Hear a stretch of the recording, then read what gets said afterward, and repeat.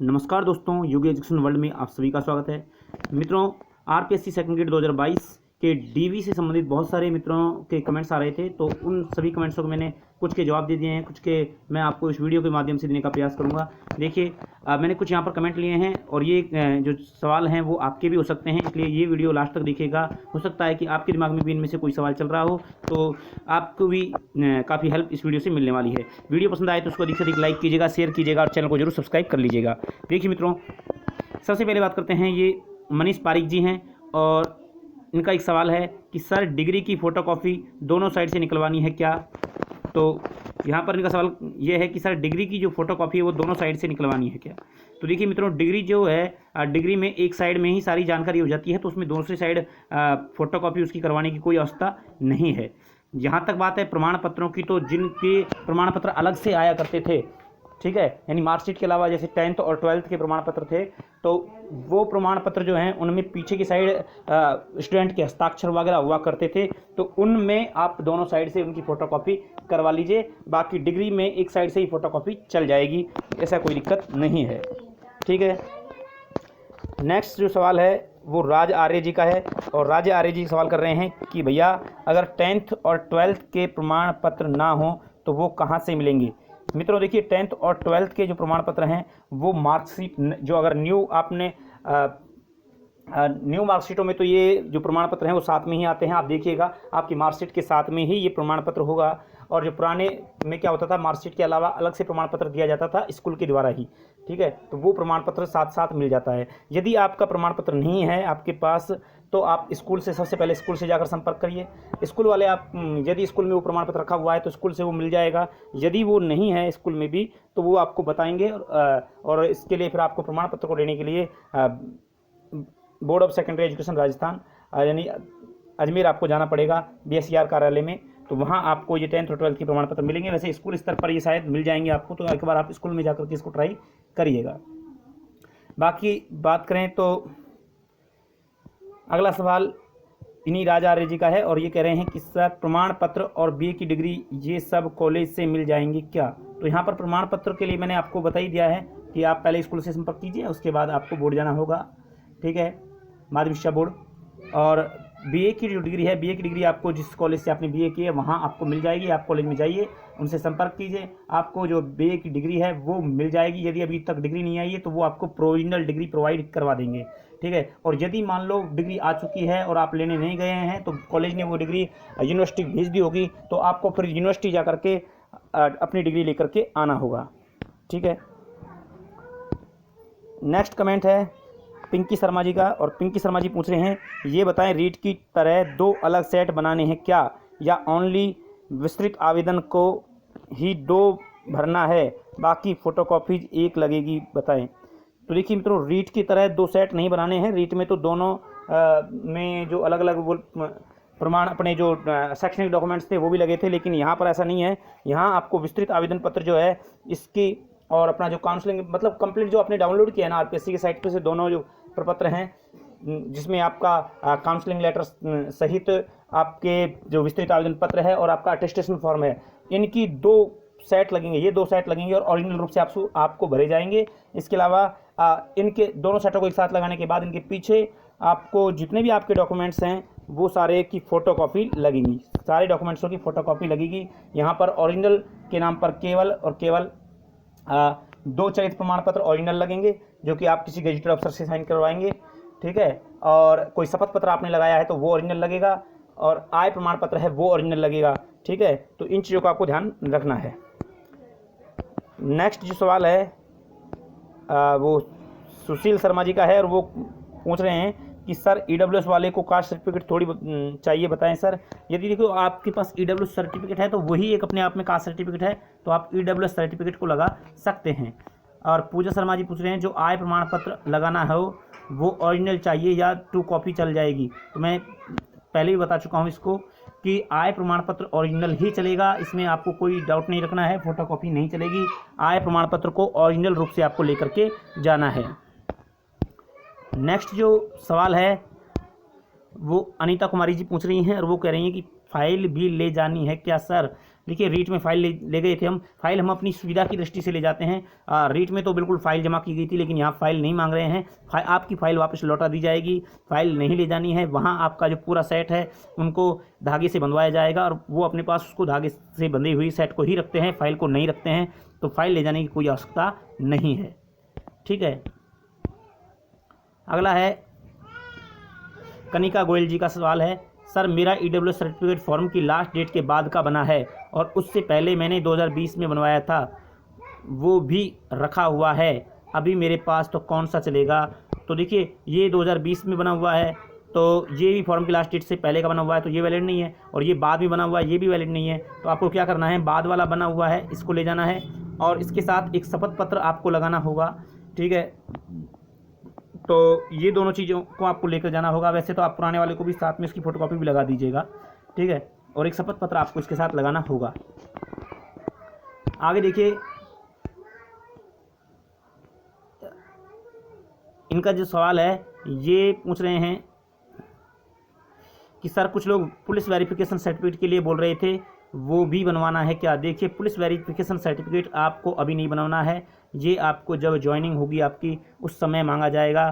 तो police verification certificate current का चाहिए और वो उसी समय का वैलिड होता है, तो अभी आपको बनवाने की कोई आवश्यकता नहीं है, ये अभी नहीं मांगा जा रहा है।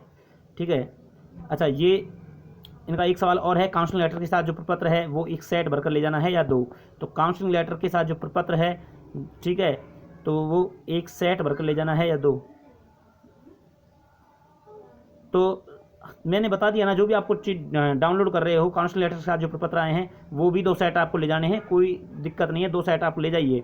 ठीक है, कम मत ले जाइए, आप एक्स्ट्रा ले जाइए, कोई दिक्कत आपको नहीं है। तो 2 सेट आप ले जाइए। ठीक है, आगे देखो, आय प्रमाण पत्र कब का चाहिए, फॉर्म की अंतिम तिथि से पहले का या अभी का? तो ये मेरे समझ में नहीं आता कि ये लोग पता नहीं कैसे, ये सुमन चौधरी जी आप सवाल कर रहे हो और ये बहुत सारे लोगों ने मेरे से सवाल किया है, आय प्रमाण पत्र कब का चाहिए। तो फॉर्म की लास्ट डेट से पहले का आय प्रमाण पत्र कैसे बन जाएगा आपका, और कौन बना कर देगा, ये भी तो थोड़ा सा सोचिएगा, है ना। तो पहले की डेट में कोई भी साइन नहीं करते हैं और ये आपको करंट का ही आय प्रमाण पत्र चाहिए, इसमें ऐसा कोई डाउट मत रखिए। ये अभी का आय प्रमाण पत्र बना हुआ होना चाहिए, ऐसा आप ये मत सोचिए कि फॉर्म की लास्ट डेट से पहले का हो, तो ऐसा नहीं है। आप अभी कभी बनवा सकते हो, कोई दिक्कत यहाँ पर नहीं होगी। सर जी शपथ पत्र, अच्छा ये सवाल है वैजयंत यादव का और ये पूछ रही हैं, सर जी शपथ पत्र बिना स्टाम्प के चल जाएगा क्या? देखिए बिना स्टाम्प के कोई शपथ पत्र नहीं चलता है, तो आपको स्टाम्प पेपर पर ही ये शपथ पत्र लिखवाना होता है, न कि सादा कागज़ पर। जैसे कि रीट में मांगे गए थे वो सिंपल शपथ पत्र थे, लेकिन यहाँ पर आपको स्टाम्प पर ही शपथ पत्र देना होगा। ठीक है, तो इसका आपको ध्यान रखना है। 50 रुपये का स्टाम्प लीजिए और उस पर आप शपथ पत्र लिखवा सकते हैं। ये इंद्रपाल जी हैं और वो पूछ रहे हैं कि आय प्रमाण पत्र पिता की फ़ोटो वाला लगाना है। जी बिल्कुल, आय प्रमाण पत्र पिता के नाम से ही बनाया जाता है, तो पिता के नाम से आपको बनाना है तो पिता के ही फ़ोटो आपको लगाना होगा। और आय प्रमाण यदि पिता नहीं है तो आप माँ के नाम से भी आय प्रमाण पत्र बनवा सकते हैं, तो वहाँ आपको माँ का फ़ोटो लगाना होगा। ठीक है, तो आय प्रमाण पत्र पिता के नाम से बनता है तो वहाँ पर पिताजी की ही फ़ोटो लगेगी। आगे बात करें, ये शिवानी शुक्ला जी हैं और ये पूछ रही हैं, सर डॉक्यूमेंट वेरिफिकेशन के बाद में एसएसओ आईडी पर बता रहे हैं कि आपका डॉक्यूमेंट वेरिफिकेशन हो चुका है क्या, जैसे रीट में बताया था, प्लीज़ सर बताएं। देखिए एसएसओ आईडी पर नहीं बता रहे हैं ऐसा कि आपका डॉक्यूमेंट वेरिफिकेशन हो चुका है, आपको खुद को पता है कि आपका डॉक्यूमेंट वेरिफिकेशन हो चुका है, तो इसमें आपको बताने की कोई आवश्यकता नहीं है। रीट में क्या हुआ था कि वहीं पर ऑनलाइन प्रोसेस चल रहा था, कंप्लीट सारा जो काम था वो ऑनलाइन हो रहा था साथ साथ, लेकिन यहाँ पर ऐसा नहीं था, यहाँ केवल ऑफलाइन माध्यम से आपके फॉर्म लिए जा रहे थे और ये फॉर्म अभी अच्छे से दोबारा से चेक होंगे, बाद में ये बीकानेर निदेशालय भी भेजे जाएंगे। ठीक है, तो अभी कोई ऑनलाइन आपका यहाँ पर काम नहीं हुआ है, जबकि रीट में ये सारा काम ऑनलाइन ही साथ साथ हो रहा था, इसलिए यहाँ पर ओके यस लिखा हुआ आ रहा था, यहाँ पर ऐसा नहीं है। ठीक है, तो इसमें आप कोई डाउट नहीं रखिए। वैसे डॉक्यूमेंट वेरिफिकेशन आपने करवाया होगा और वहाँ आपके सिग्नेचर भी करवाए होंगे और आपसे जो है वहाँ पर आपका जो फॉर्म है प्रपत्र है उस पर उन्होंने ओके यस या फिर जो स्पष्ट क्लियर कुछ ऐसे वर्ड का यूज किया होगा, वैसे लिखा होगा, यानी आपका जो फॉर्म है बिल्कुल सही है। ठीक है, तो उसमें आपको फिर कोई घबराने की ज़रूरत नहीं है। आगे देखिए, अर्जुन यादव जी का सवाल है कि सर अविवाहित का शपथ पत्र चाहिए क्या, बताओ। देखिए अविवाहित के लिए क्या शपथ पत्र लगाओगे आपकी, आप अविवाहित हैं, अरे आप अविवाहित हैं, उसके लिए कोई शपथ की जरूरत नहीं है, ठीक है। तो अविवाहित है तो आपको शपथ पत्र लगाने की कोई आवश्यकता नहीं है, मांग भी नहीं रहे हैं। आपको केवल और केवल एक ही शपथ पत्र मांगा जा रहा है, वो संतान संबंधी शपथ पत्र है। और संतान संबंधी शपथ पत्र वही लगाएंगे जो विवाहित हैं, क्योंकि अविवाहित की संतान कहाँ से होगी, इसलिए थोड़ा सा ध्यान रखिए कि अविवाहित के लिए शपथ पत्र की कोई आवश्यकता नहीं है। विवाहित के लिए शपथ पत्र लगाना जरूरी है कि आपकी संतान है या नहीं है, ठीक है। KR ब्यावत जी जो हैं वो पूछ रहे हैं कि अंतिम शिक्षण संस्थान प्राइवेट हो तो चरित्र प्रमाण पत्र किसका लगेगा। देखिए अंतिम शिक्षण संस्थान यदि प्राइवेट हो तो अंतिम शिक्षण संस्थान या तो आपका हो सकता है कि आपकी बीएड हो या एमए हो, जो भी हो, क्योंकि बीए के बाद आपने अंतिम शिक्षण संस्थान आपका बीएड होगा, या फिर बीएड के बाद में आपने एमए किया होगा तो वो होगा। तो जिस भी कॉलेज से क्या होगा, आप पूछो प्राइवेट हो तो प्राइवेट अगर है तो यानी नॉन कॉलेजिएट आपने किया है, तो देखिए अगर एमए आपने नॉन कॉलेजिएट किया है तो आप इससे पहले अंतिम शिक्षण संस्थान क्या रहा आपका बीएड, तो बीएड तो नॉन कॉलेजिएट नहीं किया था ना, तो बीएड का शिक्षण आपको जो चरित्र प्रमाण पत्र मिला है वो ही लगाइए, उसकी फोटोकॉपी चलेगी, ठीक है, उसकी फोटोकॉपी लगानी पड़ेगी। या फिर एमए आपका अंतिम शिक्षण संस्थान रहा है तो एमए किया आपको चरित्र प्रमाण पत्र लगाना पड़ेगा। प्राइवेट बीएड आप प्राइवेट नहीं कर सकते ना, तो बीएड तो आपको रेगुलर करनी होती है, तो बीएड का आपको चरित्र प्रमाण पत्र लगाना होगा, ठीक है, ये आपको ध्यान रखना है यदि आपका अंतिम शिक्षण संस्थान बीएड रहा है तो। और अगर एमए रहा है, ठीक है, लेकिन वो नॉन कॉलेजिएट रहा है, एमए अगर आपने किया या एमएससी जो किया है वो नॉन कॉलेजिएट है, तो भी आप बीएड का ही लगा दीजिए, कोई दिक्कत नहीं होगी, ठीक है। पंजाबी फैन जो हैं वो पूछ रहे हैं सर जी किसी का डिग्री में नाम मिस्टेक हो तो क्या करना होगा। देखिए डिग्री हो या किसी भी प्रमाण पत्र में आपके नाम में कोई मिस्टेक हो तो आपको शपथ पत्र लगाना होगा, ठीक है। तो आपको अपने जिस भी फॉर्म जिसमें भी कोई भी डिग्री है तो उसमें अगर नाम में मिस्टेक है तो उसके साथ अपना एक शपथ पत्र लगा दीजिए, ठीक है। चाहे कोई मार्कशीट में नाम में मिस्टेक है तो आप एक शपथ पत्र उसके साथ लगा दीजिए, ठीक है। तो जितनी मिस्टेक उतने शपथ पत्र यहाँ पर लगेंगे, ये आपको ध्यान रखना है। इस संजू बिजारनिया जी हैं वो पूछ रहे हैं कि अटेस्टेशन फॉर्म में लास्ट में 2 पॉइंट दे रखे हैं उनमें क्या लिखना है। देखिए अटेस्टेशन फॉर्म में लास्ट में जो 2 पॉइंट दे रखे हैं उनमें कुछ नहीं लिखना है, उसमें वो खुद लिखेंगे, ठीक है। यानी जो सिग्नेचर अटेस्टेड आपने करवाए हैं गजेटेड ऑफिसर से, उसके नीचे के जो 2 पॉइंट हैं उनमें आपको कुछ नहीं लिखना है, ठीक है। तो कुछ भी नहीं लिखना है, नो टेंशन रहिए। अगला सवाल है वही संजू जी का जो सवाल है, डिग्री में जारी क्रमांक कौन से लिखने हैं प्लीज़ बताएं। तो डिग्री में जो जारी क्रमांक होते हैं ना, ये आपको ऊपर साइड में मिलेंगे, डिग्री में ऊपर साइड की तरफ, और ये काफ़ी होते हैं, संख्या में काफ़ी होते हैं। तो ये आपको क्रमांक डिग्री में देखने होंगे। डिग्री में से आप नहीं जानते हो तो किसी भी पढ़े लिखे से पूछ सकते हो, पढ़े लिखे तो आप भी हो, आप भी समझते हो, और नहीं तो किसी भी मित्र वाले से जाकर के पूछ सकते हो, तो वो आपको बता देगा कि डिग्री में जो मार्क होते हैं वो कौन से होते हैं। आपके ऊपर के साइड, हालांकि उसमें कई संख्याएँ होती हैं, तो थोड़ा सा मैं आपको बताऊं कि देखिए, तो डिग्री में ऊपर की साइड क्या होता है कि 16, 17, 18 नंबर ऐसे कुछ अंकों में होंगे।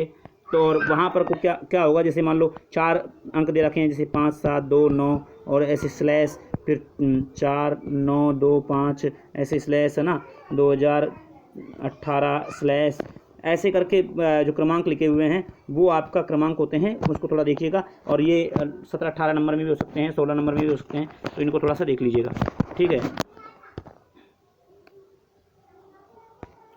नेक्स्ट सवाल जो है वो संदीप जी का है, और वो पूछ रहे हैं सर लास्ट संस्था वाला सीसी मैंने 2019 में बनवाया था, उसकी फ़ोटोकॉपी चल जाएगी क्या या न्यू बनवाना पड़ेगा।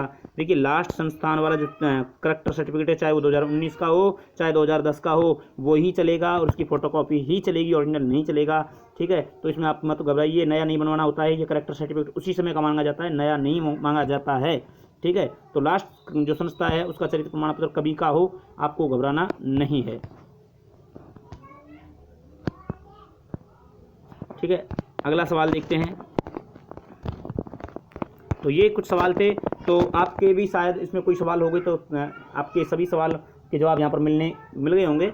और फिर भी यदि आपका कोई और सवाल है तो आप कमेंट करिएगा, आपको मैं कमेंट के जरिए या वीडियो के जरिए आपके सवालों का जवाब देने का प्रयास करूँगा। वीडियो पसंद आए तो एक लाइक कीजिएगा, शेयर कीजिएगा और चैनल को जरूर सब्सक्राइब कर लीजिएगा। मिलते हैं नेक्स्ट वीडियो में, तब तक के लिए जय हिंद, जय भारत।